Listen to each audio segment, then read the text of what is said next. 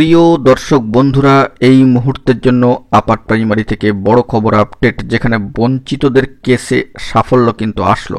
উঠে আসছে সুপ্রিম কোর্টের স্ট্যাটাস, অর্থাৎ কেসের স্ট্যাটাস।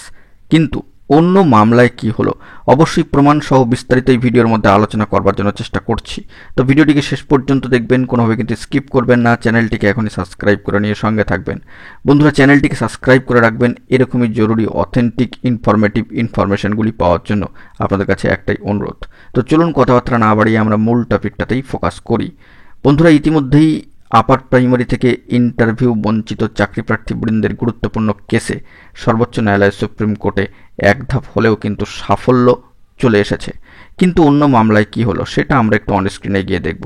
চলুন কোর্টের সাইটে আমরা চলে এসেছি, সর্বোচ্চ ন্যায়ালয়ের অফিসিয়াল সাইটে, এবং সেখান থেকে ইন্টারভিউ বঞ্চিত আপার প্রাইমারি চাকরি প্রার্থীবৃন্দের অত্যন্ত গুরুত্বপূর্ণ মামলায় স্ট্যাটাসে কিন্তু রদবদল এসেছে।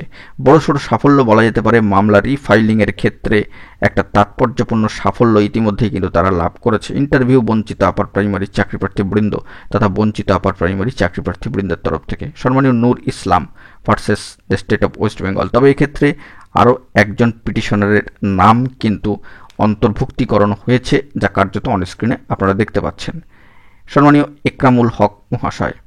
তো সেই দিক থেকে অবশ্যই এই মামলার যে স্ট্যাটাসে গত কয়েকদিন আগেও লক্ষণীয় বিষয় ছিল ডিফেক্টিভ ম্যাটার্স, কার্যত সেটি উঠে গিয়েছে।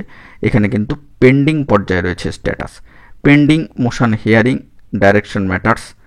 অবশ্যই আপনারা যদি এই কেসের স্ট্যাটাস বা স্টেজটি চেক করেন সবটাই কিন্তু স্পষ্ট হবে। কিন্তু যদি অন্য আরেকটি মামলার দিকে চলে যাই তবে সেখানে দেখব বিপরীত চিত্র। অবশ্যই দেখতে পাচ্ছেন অত্যন্ত গুরুত্বপূর্ণ একটি মামলা আপার প্রাইমারির ক্ষেত্রেই, যা রয়েছে সর্বোচ্চ ন্যায়ালয় সুপ্রিম কোর্টে, যেখানে অবশ্যই সম্মানীয় Baneshwar Bera versus the state of West Bengal. এই মামলার ক্ষেত্রে যে ডিফেক্টিভ ম্যাটার্স তা কিন্তু কার্যত এখনও পর্যন্ত কেসের যে স্ট্যাটাস সেখানে কিন্তু বহাল রয়েছে। 14/2/2025 পরবর্তী ক্ষেত্রে আপডেটেড স্ট্যাটাস কিন্তু কিছু উঠে আসেনি পূর্বের উক্ত মামলাটির মতো। এখানে কিন্তু এই সম্মানীয় Baneshwar Bera versus the state of West Bengal এই গুরুত্বপূর্ণ মামলার ক্ষেত্রে defective matters not রিফাইল্ড after 90 days, এই যে অংশটি তা কিন্তু এখনও পর্যন্ত রিমুভড হয়নি, কার্যত সেটি এখনও পর্যন্ত বহাল রয়েছে এই কেসের স্ট্যাটাসে। তবে পূর্বোক্ত ইন্টারভিউ বঞ্চিত আপার প্রাইমারি চাকরি প্রার্থীবৃন্দের গুরুত্বপূর্ণ মামলায় আপনারা ইতিমধ্যেই দেখেছেন মামলা রিফাইলিংয়ের ক্ষেত্রে একটা বড়সড় সাফল্য বা সফলতা কিন্তু এসছে, অর্থাৎ তারা কিন্তু এক ধাপ হলেও এগিয়ে গিয়েছে। তো দেখা যাক যদি এই মামলার ক্ষেত্রে কোনো চেঞ্জেস আসে সেটাও তুলে ধরবো। আপাতত যে খবর আপডেট কোর্টের সাইড থেকে উঠে আসলো দুটি মামলার ক্ষেত্রে সবটাই তুলে ধরলাম।